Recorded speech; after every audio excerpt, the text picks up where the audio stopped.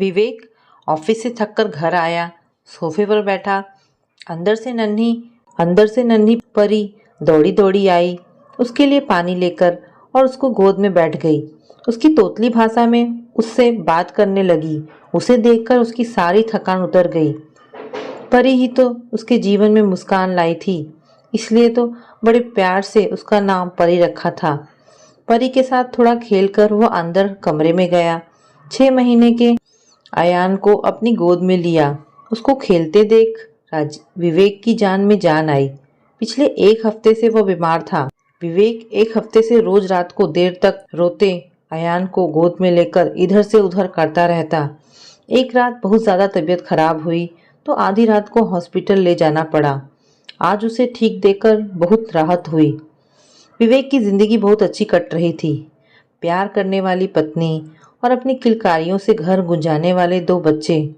कुछ सालों पहले उसने बड़ी तकलीफ देखी। विवेक पढ़ाई में कमजोर था, इसीलिए 12वीं से आगे पढ़ाई न कर पाया। छोटी मोटी नौकरी में उसका जी नहीं लगता था। कभी नौकरी होती, कभी नहीं होती। नेहा से शादी करना चाहता था, पर कोई ढंग की नौकरी नहीं थी, तो नेहा के पिताजी ने शादी के लिए मना कर दिया। तब विवेक ने अपना कारोबार शुरू करने का सोचा। कारोबार के लिए पिताजी से पैसे मांगे। उसके पिताजी सरकारी दफ्तर में ऊंचे ओहदे पर थे। उन्होंने अपनी जमा पूंजी से कुछ पैसे विवेक को अपना बिजनेस शुरू करने के लिए दिए। वह बिजनेस चला नहीं और सारे पैसे डूब गए। विवेक निराश हो गया। अब उससे गैरों की चाकरी नहीं हो रही थी और खुद का बिजनेस ठप हो गया था। हताश और निराश विवेक को उसके पिताजी ने फिर से हौसला दिया, फिर से हिम्मत बंधाई और फिर से आर्थिक सहायता की। फिर एक बार प्रशांत ने नई शुरुआत की। फिर एक बार वह नाकामयाब रहा। अब नेहा की शादी के लिए भी लड़के देखने शुरू हो गए थे। विवेक सब कुछ हार चुका था, लाखों रुपए बर्बाद कर चुका था। ना ही व्यावसायिक जीवन में, ना ही निजी जिंदगी में स्थायी हुआ था। नेहा को खोने का डर उसे अंदर से खाए जा रहा था। कई दिनों तक हताशा में घिरा रहा। उसके पिताजी उसे मनोचिकित्सक के पास ले गए। उनके साथ कई सेशंस के बाद विवेक को फिर जीने का जोश आया। उसने एक बार फिर पिताजी से मदद मांगी। अब पिताजी के पास देने को कुछ नहीं था। वह अपना पेंशन, जमा पूंजी सब कुछ विवेक पर खर्च कर चुके थे। तब विवेक ने उनसे अपने गांव वाली जमीन बेचने को कहा। विवेक का बड़ा भाई उदय अब तक अपने छोटे भाई के हर दुख में उसके साथ खड़ा रहा। जब उनके पिताजी का सारा पैसा अपने छोटे बेटे पर लुटा रहे थे, तब भी वह चुप रहा। पर अब जब जमीन का सारा पैसा वह विवेक को देना चाह रहे थे, तब उसने आपत्ति जताई। जमीन पर जो खेती हो रही है, उससे हमें काफ़ी पैसा मिल रहा है और हमारा काफ़ी राशन भी उसी जमीन से आ रहा है। यह तो सोने के अंडे देने वाली मुर्गी को काटने वाली बात है। तब भी जब पिताजी नहीं माने तो उसने कहा, सब कुछ विवेक को ही दे दोगे, मेरे लिए कुछ नहीं रखोगे? बेटे, तुम पढ़े लिखे हो, इतनी अच्छी नौकरी है, अच्छी मोटी तनख्वाह है, साल दर साल तरक्की करते हो, तुम्हें बाप की कमाई की कोई ज़रूरत नहीं। तुम अपने आप ही बहुत काबिल हो। अपने भाई को देखो, वह अब तक कहीं स्थायी नहीं हुआ। वह कमज़ोर है, उसे मेरे सहारे की ज़रूरत है। उदय ने भी बड़ा दिल रखा। ज़मीन बिकी और विवेक को नए बिजनेस के लिए पैसे मिले। जिंदगी थोड़ी थोड़ी पटरी पर आ ही रही है कि एक रोड दुर्घटना में उदय की मौत हो गई। कुछ सालों बाद विवेक की मां ने भी आंखें बंद कर ली। अब घर में विवेक और उसके पिताजी रह गए। कुछ सालों बाद विवेक का बिजनेस बहुत अच्छा चलने लगा। एक दिन जब काम से लौटा तो देखा नेहा के माता पिता आए थे। पिताजी ने उन्हें शादी की बात करने घर बुलाया था। बड़े गर्व से कहा, मेरा बेटा अब आपकी बेटी के लायक हो गया है। नेहा के पिताजी शादी के लिए राजी हो गए और फिर जिंदगी में खुशियां ही खुशियां थी। विवेक ने पुराना मकान जो कि पिताजी के नाम था, वह बेचकर उसमें थोड़ा और अपना पैसा डालकर एक आलीशान घर बनाया। विवेक के पिताजी बेटे की तरक्की देखकर बड़े खुश होते। बस उदय के ना होने के गम से उभर नहीं पाते। जब आयान हुआ तो उन्हें लगा उनका उदय वापस आ गया। यूं तो पिताजी ने अपना सब कुछ विवेक को दे दिया था, बस एक अलमारी के लॉकर को वह कभी छूने नहीं देते। विवेक को लगता था कि पिताजी के पास अभी कुछ ऐसा खजाना है जो वह उसे देना नहीं चाहते। साल बीतते गए, पिताजी बूढ़े और कमजोर होते गए। विवेक का बिजनेस बहुत अच्छा चल रहा था। उसका घर भौतिक सुविधाओं से सजा था। वह एक खुशहाल जिंदगी जी रहा था। एक दिन पिताजी को पैरालिसिस अटैक आया। कई दिनों तक हॉस्पिटल में रहने के बाद घर ले आए, पर अब वह पराधीन हो चुके थे। कुछ दिनों तक तो नेहा ने उनकी देखभाल की। फिर एक दिन विवेक से कहा, सुनो, तुम्हारे पिताजी की देखभाल करके मैं थक जाती हूँ। सारा दिन घर का काम करके मुझसे उनका काम नहीं होता। वैसे भी वह तुम्हारे पिताजी हैं, तो जिम्मेदारी भी तुम्हारी है, मेरी नहीं। प्रशांत ने उनके लिए एक नर्स रख दी। नर्स सुबह में तो आती, लेकिन रात में रुकती नहीं थी। रात भर पिताजी कभी खांसते रहते, कभी उन्हें बाथरूम जाने में मदद लगती, कभी करवट बदलने के लिए मदद लगती, तो कभी उन्हें आधी रात में भूख लगती। इससे नेहा और प्रशांत की नींद में खलल होता। नेहा चिढ़ती रहती, दोनों में बहस होती रहती। विवेक रात के लिए भी नर्स रखना चाहता था, लेकिन नेहा इसके लिए सहमत नहीं थी। रात की नर्स कितना पैसा लेते हैं, कुछ अंदाजा भी है? दवाई और सुबह की नर्स में हम काफ़ी पैसा खर्च कर रहे हैं। सारा पैसा इन्हीं पर लुटा दोगे या अपने बच्चों के लिए भी कुछ रखोगे? वैसे भी सब कुछ लुटा भी दोगे तो भी यह ठीक होने वाले नहीं। विवेक को अनीता की बात सही लगी। विवेक ने एक अखबार में वृद्धाश्रम का एक इश्तिहार देखा था। उसने पिताजी को वहां छोड़ आने का तय कर लिया। पिताजी को बहुत दुख हुआ।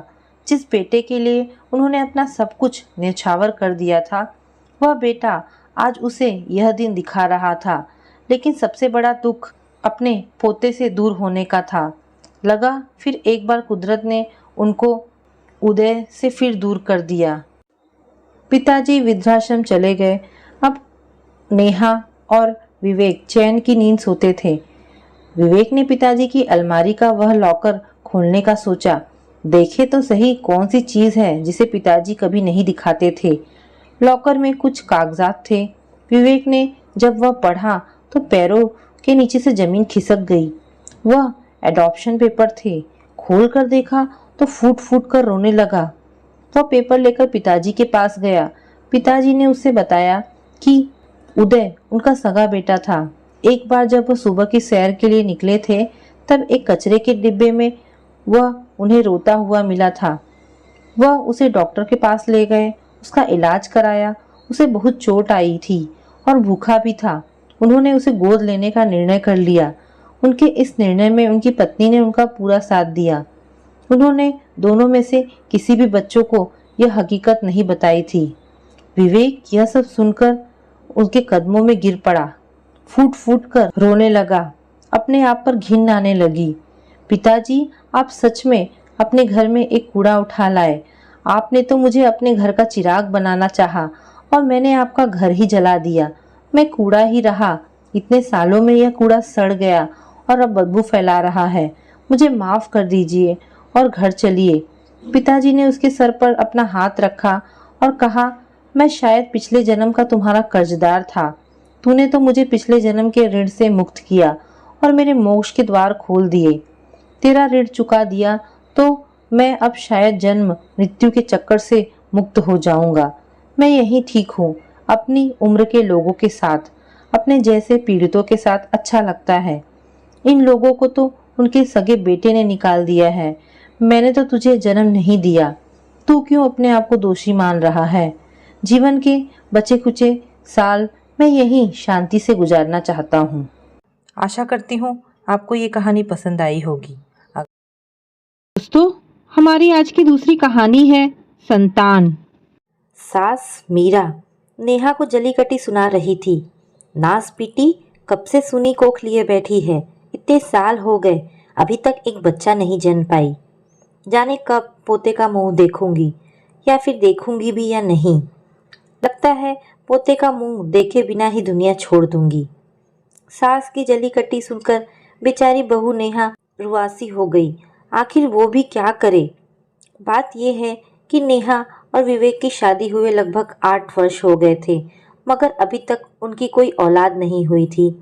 काफ़ी इलाज करवाया, कई तरह के टेस्ट करवाए, लेकिन कोई फायदा नहीं। पूजा पाठ, देवी देवता, जाने कितने मंदिरों में अनगिनत देवी देवताओं से मन्नतें मांगते फिरते, लेकिन नतीजा कुछ नहीं निकला। कई उपाय के बाद भी बच्चा नहीं हुआ। नेहा चुपचाप सब कुछ सहकर आंसू बहाती रहती। आखिर वह कर भी क्या सकती थी। फूटी किस्मत को छोड़ किसी को भी दोष नहीं दे सकती थी। सारा टेस्ट करवाया, ना उसमें कोई खराबी थी और ना ही उसके पति में। फिर वो करे तो क्या करे। कई बार पति पत्नी दोनों ने बच्चा गोद लेने की सोची, लेकिन मीरा देवी मना कर देती। मीरा देवी का कहना था, मुझे मेरे घर का चिराग ही चाहिए, जो अपना खून हो, जिसमें मेरे बेटे का अंश हो। चाहे जो हो, जब हो, बेटा हो या बेटी हो, कोई फर्क नहीं, बस तेरी कोख से जनी हो। कहने को तो वह बहू को रोज 4 बातें सुना देती, लेकिन वो भी समझती थी कि सब किस्मत की बातें हैं। जब तक ऊपर वाला नहीं चाहे, कुछ नहीं हो सकता। बहुत जलीकटी सुनाने के बाद वो बहू को समझाती भी थी कि माफ़ कर देना नेहा बहू, उम्र हो गई है, क्या करूं, रहा नहीं जाता। पोता पोती की चाह में बहुत तरस गई हूँ, इसलिए सारा गुस्सा तुझ पे ही उतार देती हूँ। नेहा भी सास के गले लग फफक फफक कर रोने लगती। सास मीरा भी भरे मन से नेहा को ढांढस देती, चिंता मत कर बहू, भगवान के घर देर है, अंधेर नहीं, एक ना एक दिन तेरी कोख जरूर भरेगी। लेकिन नेहा अंदर ही अंदर टूटती जा रही थी। अब उससे अपने बांझ होने का दंश झेला नहीं जा रहा था। उसकी उम्र की आस पड़ोस की औरतों की गोद में बच्चा खेलता देख उसका मन पीड़ा से रो पड़ता। उसकी ममता, उसकी आंखों से आंसू बन छलकने लगती।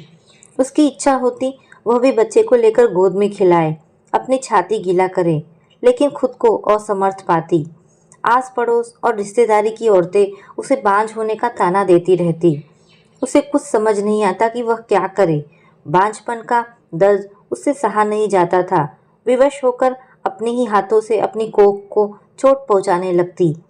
नेहा की पड़ोस वाली विमला चाची नेहा के दर्द को अच्छी तरह समझती थी, क्योंकि उनकी भी कोख बहुत सालों बाद भरी थी। वो इस पीड़ा से गुजर चुकी थी। उनसे नेहा का मुरझाया चेहरा देखा नहीं जा रहा था। नेहा के प्रति हमेशा उनकी सहानुभूति होती। एक दिन विमला चाची ने उसे बताया कि दूर शहर से बहुत पहुँचे हुए बाबा आए हुए हैं, जिनकी सिद्धि दूर दूर तक फैली हुई है। अगर उनका आशीर्वाद मिल जाए तो उसकी सूनी गोद भर सकती है। उनके आशीर्वाद से फलीभूत हो कितनी निसंतानों को बच्चा हुआ है। नेहा को मानो मन मांगी मुराद मिल गई हो। जैसे जानकर उसका भी मन हुआ कि वह बाबा के पास जाए। उसने सारी बातें अपनी सास मीरा देवी को बताई। नेहा ने सास से कहा कि माँ जी, दूर शहर से एक चमत्कारी बाबा आए हैं। उनकी ख्याति दूर दूर तक पहुंची है। कहते हैं कि उनका अगर एक बार आशीर्वाद मिल जाए तो बांझ औरतों की भी कोख भर जाती है। माँ जी, एक बार बाबा का आशीर्वाद मिल जाए तो शायद हम भी निसंतान ना रहे। नेहा बहुत विनती करने लगी अपनी सास से। नेहा की बातें सुनते ही मीरा देवी गुस्से से बिफर उठी। वह छोटे शहर की जरूर थी, लेकिन साधु संत और पाखंडी बाबाओं को भली भांति जानती और ऐसे बाबाओं के चोचले को अच्छी तरह समझती थी। ऐसे ही पाखंडी बाबा बाज औरतों को मूर्ख बनाकर उनके साथ बहुत धोखाधड़ी करते हैं और वह इन सब चीज़ों से अच्छी तरह से परिचित थी। उन्होंने बहू को समझाया, मूर्ख, ये सब ढोंगियों के चक्कर में भूल कर भी मत पड़ना। इतना भी नहीं जानती, बिना पति पत्नी के मिलाप के बच्चा नहीं होता। बच्चा सदा पति पत्नी दोनों के कोशिश से ही संभव है। लेकिन नेहा के मन में बाबा को लेकर एक अलग ही धारणा बन गई थी। लेकिन उसे यह नहीं पता था कि ऐसे बाबा कहीं भी आने जाने से पहले ही उस जगह अपने चेले चपाटी को भेज वहाँ उस जगह के लोगों की सारी जानकारियाँ एकत्रित कर लेते हैं और बाद में वहाँ पहुँच कर पहले से पता सबकी बातें बता उन्हें अपने जाल में फंसा लेते हैं। नेहा के साथ भी यही हुआ। उसका मन नहीं माना। अब उसे नेहा के मन का मोह कहे या बच्चे की चाह। पति किसी काम से शहर गया था, अतः शाम को वह सास को बिन बताए पड़ोस वाली विमला चाची के साथ वहां चली गई, जहां बाबा और उसके चेले चपाटी डेरा डाले हुए थे। सकुचाई चुपचाप भीड़ में बैठ बाबा का प्रवचन सुनने लगी। तभी बाबा की नज़र उस पर पड़ी। बाबा जी ने नेहा को इशारे से अपने पास बुलाया। नेहा ने झुककर बाबा जी को प्रणाम किया। बाबा जी ने उसके कंधे पर हाथ रखते हुए कहा, उठो बेटी, मैं अपनी दिव्य आंखों से तुम्हारी कष्टों को देख रहा हूँ। चिंता मत करो, तुम्हारी मुराद जरूर पूरी होगी। तुम्हारी सूनी कोख जरूर भरेगी। तुम्हें मातृत्व सुख की अवश्य प्राप्ति होगी। नेहा विस्मित आंखों से बाबा को देख रही थी। उसकी आंखों में अश्कों की धारा बह रही थी।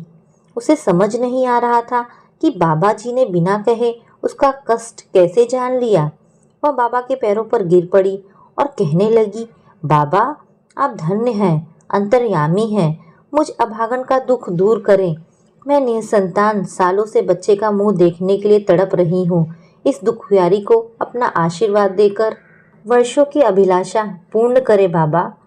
होगी, जरूर होगी बेटी, तेरी अभिलाषा जरूर पूरी होगी। तेरी हर मनोकामना पूर्ण होगी। मैं तुम्हारी संतान प्राप्ति हेतु एक यज्ञ करूंगा, जिसमें तुम्हें विधिवत स्नान धारण कर आभूषण से सुसज्जित पीले वस्त्रों में पूजा अर्चना व हवन आदि करनी होगी। पूजा सामग्रियों में तुम बाल सहित पीले वस्त्र में लिपटा एक नारियल, गोला, घी, हुमान, चंदन एवं 2 केले लेती आना। बेटी, इसके लिए कल रात्रि वेला अति मंगल है, अतः ध्यान रहे कि विलंब ना हो। जी जी बाबा जी। नेहा ने एक बार फिर बाबा जी के पैर छुए। इस बार बाबा जी का हाथ नेहा का पीठ सहला गया। नेहा को थोड़ा अजीब एहसास हुआ, लेकिन औलाद सुख के मोहवश बाबा की इस हरकत को बाबा का आशीर्वाद समझी। सोचा शायद बाबा ने आशीर्वाद स्वरूप हाथ फेरा हो। पड़ोस वाली चाची ने झट से नेहा को बाबा के पास से उठाते हुए कहा, जी बाबा, मैं इसे लेकर आपके पास तय समय पर पहुंच जाऊंगी। नेहा घर पहुंची तो देखा सास बरामदे में चहलकदमी कर रही थी। कहाँ गई थी? कब से ढूंढ रही थी तुमको। जी जी माँ जी, पास वाले मंदिर गई थी। झूठ मत बोल, मंदिर गई थी या? जी मंदिर। नेहा ने सास से झूठ कहा। क्या करती? जानती थी सास एवं पति मना करेंगे। अच्छा चल अंदर चल, कल से कहीं जाना हो तो बोल कर जाना, मैं तुम्हारे साथ चलूंगी। नेहा के तो मानो रोंगटे खड़े हो गए, काटो तो खून नहीं। अब वो सास को सच कैसे कहे कि उसे कल कहाँ जाना है। नेहा मन मशोस कर रह गई। वह सास की आज्ञा लिए बिना नहीं जा सकती थी। रात करवटों में बीती। सुबह से दिन भर बेचैनियों ने नेहा को घेरे रखा। जैसे जैसे दिन बीतता जा रहा था, नेहा व्याकुल होती जा रही थी। हालांकि सास से नजरें बचाकर सभी तैयारियों में भी जुटी थी और लगभग पूरी कर भी ली थी। उसे पता था सास सवेरे बिस्तर पे सो जाती है, इसलिए उसने चाची को कहकर रखा था कि सास के सोते ही वह उनके साथ चल चलेगी। परंतु मीरा देवी को बाबा रूपी शक ने घेर लिया था। फिर आंखों में नींद कहाँ, उन्होंने सोने का दिखावा किया और जब रात पहर बहू घर से निकली तो उसके पीछे ही हो ली। रास्ते में उन्हें उनका बेटा भी आता दिख गया, जिसे इशारे से पास बुला लिया और सारी बातें बता दी। वो चाहती तो बहू को वहीं रोक भी सकती थी, लेकिन मीरा देवी ने बहू की आंखों पे चढ़ी पट्टी हटाना जरूरी समझा। नेहा इन सब से अनजान बाबा जी के पास पहुंच चुकी थी।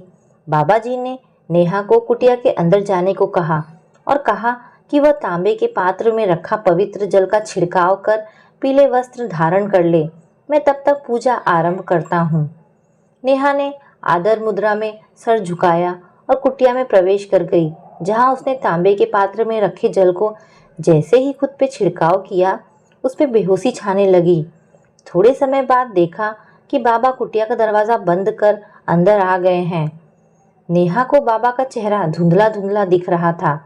उसे महसूस हुआ कि बाबा उसके पास आकर उसके बालों से खेल रहे हैं।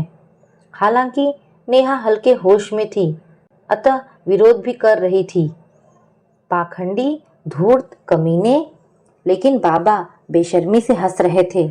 उसने अपना एक हाथ नेहा के अस्मत की तरफ बढ़ाया, लेकिन इससे पहले कि नेहा के साथ कोई अनहोनी घटती, पीछे आए पति ने, जो उसका पीछा करते करते कुटिया तक आ गया था, दरवाजे को जोर धक्का दे तोड़ डाला और बाबा का बाल पकड़ बाहर घसीट ले आया और लात घूंसे की बरसात करने लगा।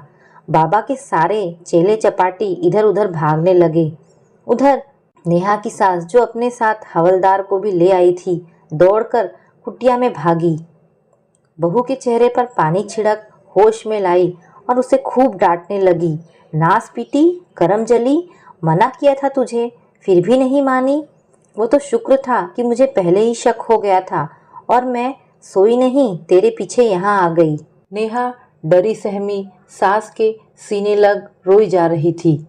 मुझे माफ़ कर दो माँ जी, संतान मोहवश मुझसे बहुत बड़ी भूल हो गई। मैंने आपका कहा नहीं माना। मीरा देवी बहू का दर्द समझती थी। शायद उसकी जगह वह भी होती तो औलाद की चाह में वही करती जो उनकी बहू ने किया। उन्होंने बहू के माथे पर हाथ फेरते हुए कहा, सूनी कोख को लेकर मैं तुम्हें बोलती बिगड़ती हूँ, इसका मतलब यह नहीं कि तू कोई गलत कदम उठा ले। घर चल, तेरी अच्छे से खैर लेती हूँ। नेहा सास के सीने लग गई। उधर पाखंडी बाबा को हवलदार ने हथकड़ियों में जकड़ लिया था। घर आकर विवेक ने पत्नी को समझाया कि वह शहर में बड़े डॉक्टर से मिलकर आया है, जहां आईवीएफ पद्धति के सहारे वह मां बन सकती है और इस पद्धति में उसका ही अंश नेहा के कोख में पले एवं बढ़ेगा, जिसे टेस्ट ट्यूब बेबी कहा जाता है। मतलब नेहा उसके ही बच्चे की मां बन सकती है। बहुत विस्तार से तो नहीं, लेकिन इलाज को लेकर विवेक ने मां को का फुल्का समझाया और नेहा को लेकर शहर आ गया। सारी प्रक्रियाओं के बाद नेहा ने एक सुंदर स्वस्थ बच्चे को जन्म दिया, जिसे लाकर नेहा ने बड़े प्यार से अपनी सास मीरा देवी की गोद में डाल दिया। एक तरफ जहां मीरा देवी पोते का चेहरा देख फूले नहीं समा रही थी, तो दूसरी तरफ नेहा अपनी सास को देख श्रद्धा से मन ही मन नतमस्तक हो रही थी। साथ ही साथ वह सोच कर काँप भी रही थी कि अगर सास न होती तो आज वह कहीं की नहीं रहती। औलाद की चाह में बे औलाद होने का दंश उसे पाखंडियों के हवस का शिकार बना देता। तो दोस्तों, ये कहानी आपको कैसी लगी? अगर आपको कहानी पसंद आई हो तो प्लीज़ इसे लाइक एंड शेयर करें। धन्यवाद दोस्तों।